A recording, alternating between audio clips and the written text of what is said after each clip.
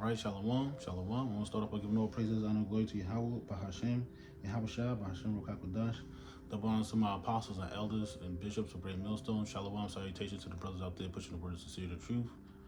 And shalom to the Habakarim out there, which means peace to the elect, which consists of the men, women, and children that have the sincere faith of Yahweh, Bahashem, Yahweh Shah, the ones that's looking to be guided through these end times for safety and ultimately just receive salvation. I'm the brother of Moth coming out of the DC church, and I'm just basically just wanted to put something out there, just to, basically, because something was just kept ringing in my head as far as like stress and overthinking things and tormenting yourself with your bad or negative thoughts or situations or events that didn't happen, and you just keep replaying those things in your head and tormenting yourself, and the scriptures, have things on that, and I just want to start it off with this. This is I'm gonna start off with Proverbs. This is Proverbs 3 verse 5. It says, "Trust in the Lord with all thy heart, and lean not to thy own understanding." The reason why I bring that up because we live in the flesh. So a lot of the times, if we're not reading, listening to the scriptures, or watching videos, even if sometimes you could be doing it, but still somehow, some way, the flesh winds up overcoming and things of that nature, and you wind up being in your head way too much. You torment yourself and you cause agony and pain and distress, and that's what they say in this world. Stress kills. So you're killing yourself by constantly reminding yourself of your fuck ups. Maybe something bad happened. I shouldn't have done that. Or maybe someone done something to you and you be like, my mother effer. Sometimes it's not always like that, man. This has a false balance. It's an abomination unto the Lord. Sometimes it may be you. You got to be practical about your situation, and lean not to your own understanding, and understand that the Lord's putting us through certain things to force us to grow. So you can change your perception, because this truth, man, it's hard. It ain't easy. Man, he puts things in front of us to where he makes us climb. That means you got to do it. You got to. This is a mission that you cannot fail, As long as you're attentive and you put forth good effort, hey, the Lord's not going to shun you away. Okay? We believe this is the end times. Okay, then, seeing that all these things be dissolved, what type of manners that you ought to be in. Okay, so that's why I basically had to get on myself this week, is overthinking things, worrying about things. Sometimes, man, you do that stuff, your blood pressure gets high, and you want to go and seek pleasure because you catching hell and things of that nature. Hey, this truth is long suffering. Okay. Yeah, lean not to your own understanding, man. We live in the flesh. The flesh is gonna constantly drag you down, man.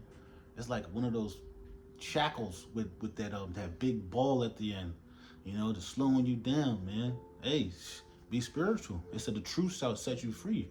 Hey, man, sometimes the Lord slows you down to make you look at the horizon and the scenery, to understand where you're at in life, and you probably looking at your perception is looking at the wrong, your eyes, your focus is on the wrong things.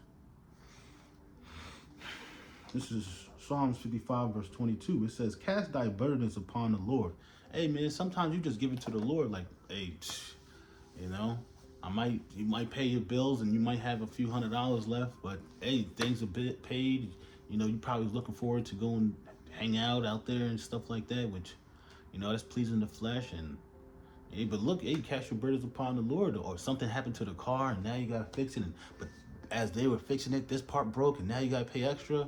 And now once you're probably stuck in a hole again. And it's like, man, sometimes you just gotta like, look, all right, it is what it is. Yeah, go study. Go hit up a brother. Go hang out with a brother. Get your mind off of things. A lot of the times, Jake do the same things over and over again, to where like, okay, if that happens, I'm gonna go do this. I'm gonna go do that. But now sometimes it's like, yo, you gotta switch up your routine. You keep doing the same thing. It's like you watching a rerun. Who wants to do that, man? You watch the same movie thousands of times. Like, you're not tired of that? You kind of have to ask yourself that, man. Like, okay, let me go to this, let me hit up this brother. Let me go to that brother's house, or let me go take a walk. I mean, that dog was spiritual, man. Having that dog, I had a dog that you have to go walk the dog, right? You gotta walk the dog before camp, or else you come back and there's poop in the house, or so you have to get up. I had to get up early and things of that nature. And I see, like, what, man, that thing, I hated walking the same trail all the time. You know, so I'll go and walk something somewhere else, and we'll go explore together.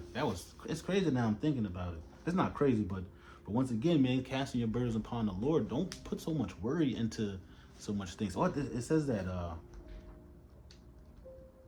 take no thought. What is it? Dang it.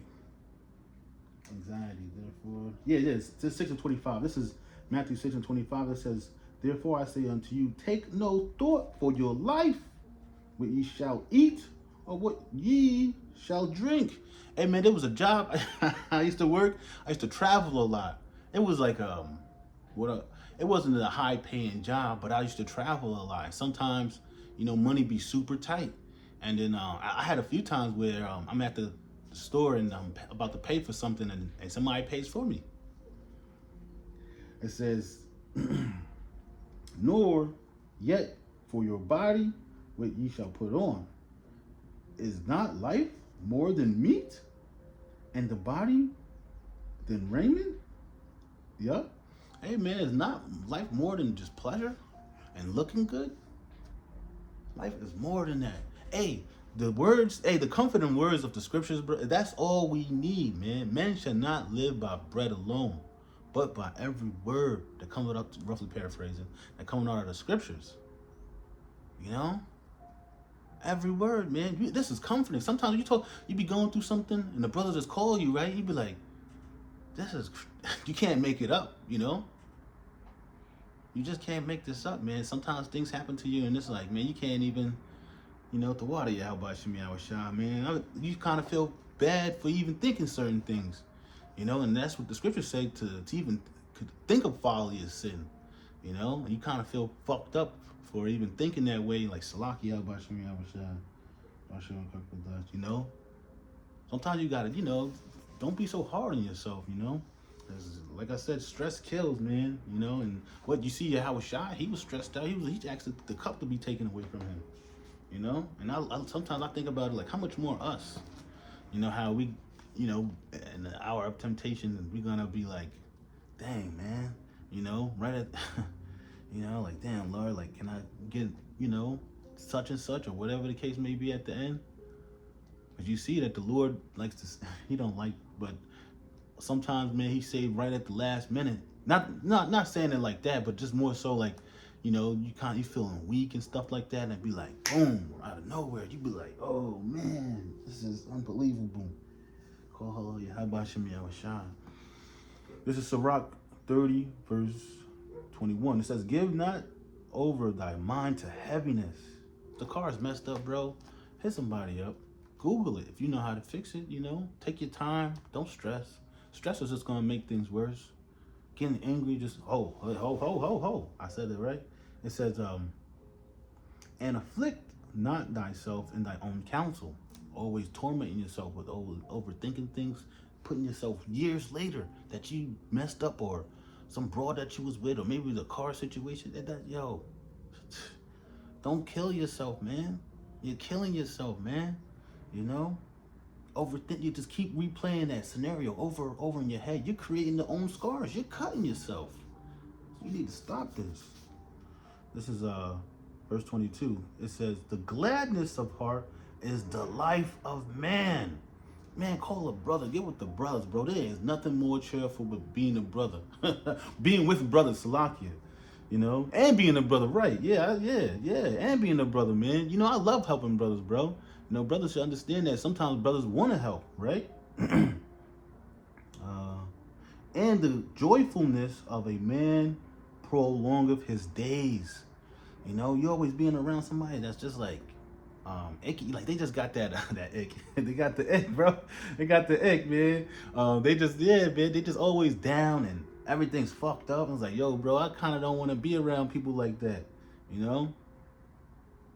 It's not life more than just, than meat, and like everybody's just looking for pleasure, but they be satisfied with what you have, man. That's the beautiful thing about this truth, man. It's being satisfied with what you have, because the flesh is never going to be satisfied. So don't torment yourself while that's why the women are messed up. They always constantly want more and more. more and more. Okay, you already live in a nice. I was just in the elevator and going downstairs and I overheard Jake speaking, the Northern Kingdom woman, and like she already lives in a nice, beautiful. She lives in a nice neighborhood, like a building or whatever, and she was like, oh, I wanna I wanna move. I wanna move to a higher floor. I get it, but like, yo, be satisfied, yo. You know what I'm saying? Enjoy what you got right now. Because when it's stripped away, then you understand what you had. And you're going to be wishing that you would have been a lot more meek and humble. Yeah, but I got to read this again. And the joyfulness of a man prolongeth his days. Don't overthink things, bro. Don't stress out, brothers. And I know I say this now, and I know later on somebody's gonna be like, "Well, Muff, you said that's when you had said," and I'll be like, "Ah, man, all right, Slock, I'm going off." It says, "Love thy own soul and comfort thy heart. Remove sorrow far from thee, for sorrow hath killed many, and there is no profit therein." Yeah, sorrow has killed many. You about to go to war and you overthinking things, man. You know yourself, You know what you could do, and you're going to keep overthinking things and trying to create strategies when you just know to just do you. Just do your best, and you will be good. Don't overthink it, man, This life sucks, man. We live in the flesh. You forget things. We ain't got our servants like we're supposed to have to remind us of our tasks. But yeah, man, our maids, our wives are broken, so we ain't, nah, let me stop. But verse 24, envy and wrath shorten the life, and cheerfulness brighteth, bringeth age before thy time. Yeah, man, it says envy and wrath shorten life, and cheerfulness bringeth age before thy time. Man, you get to you get to live longer. Hey, man, them Asians over there right there, even though they're gooks and they're heathens, man, they don't live a stressful life over here like in America. All these chemicals and these things, too much, and you see all this information that's out there that too much information would causes confusion, man. Cold plunging, get heads, and it's good for you, and it's like you hear that for years and years, right? And then one year you just out of nowhere, oh, cold plunging is bad. And you just be like, damn, you don't know what to believe. But then sometimes you have to like read between the lines. It's the long-term effect of it, So you're not supposed to like do it too much. Cause I looked that up, man. Cause I'm just like, come on now, Here it is, for years I've been saying cold plunging is good, but then all of a sudden it's bad. I had to look that one up. That's what I heard on yeah. But 25 it says, a cheerful and good heart will have a care for his meat and diet. Okay, yeah, and that's it, man. Having care for yourself, and ultimate care. What is love, man? And I told it's crazy, right? And I don't mean to, like, I don't mean to put everything out there, but like I really like beef jerky, and I stay certain beef jerky I don't eat, because it got nitrates in it and stuff like that. But then, doing a little bit of watching and stuff like that, I'll come to find out certain Well, we all know, like, the cows and stuff that eat grain, it's not good to eat that meat. But then come to find out, like, the ratios between omega-3s and omega-6s fatty acids, uh, basically the omega-3s help you reduce inflammation. The other one creates more inflammation. Okay, and I was just like, man, maybe I was like, yeah, maybe I could reduce my inflammation by like just taking that out, And dang, so like I lost my train of thought. But yeah, man, just take it, like what we still constantly working on 11, and like even though we're out of the Passover, we're still becoming better. Like the brother damn, Salaki just died, man. He did that video, but we're getting better, Like even though this place is gonna get worse, we're getting better. We're being able to discern and things of that nature. Now, yeah. And I was telling myself, yeah, leave that beef jerky alone, man. But yeah, just learning things, man. I really like that stuff, and I told myself like, yeah, forget that stuff. What is it, 7 and? Oh, that's a good one, right? It says, yeah, I was looking for the one where it talks about discipline. Yeah. But yeah, I didn't want to make this too long. It was just something before camp I figured I'd do. But basically, discipline is the ultimate love, man.